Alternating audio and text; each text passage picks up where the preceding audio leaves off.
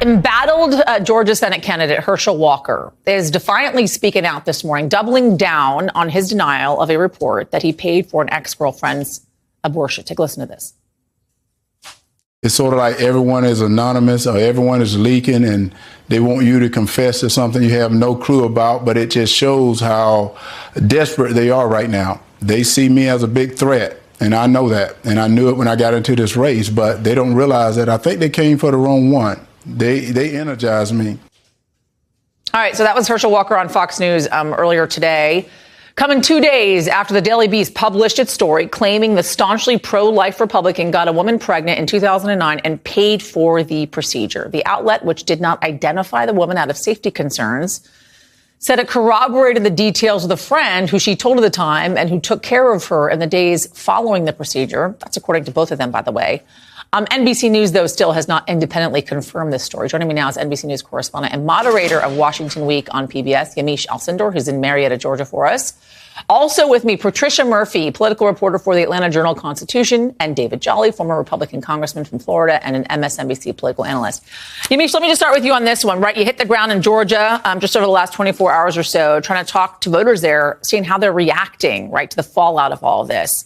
Because the big question is, how is this going to affect the midterm elections? What are they telling you?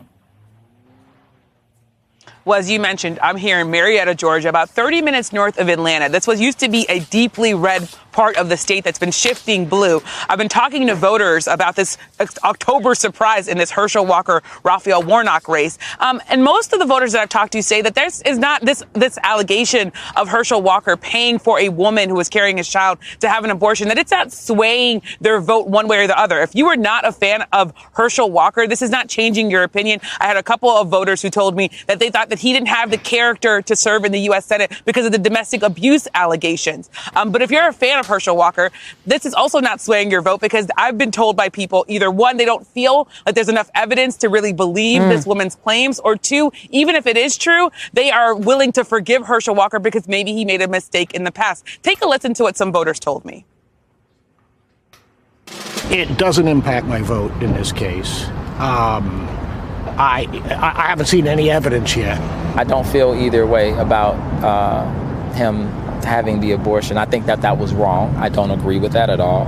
However, I think that's something that he's going to have to deal with, his karma in life.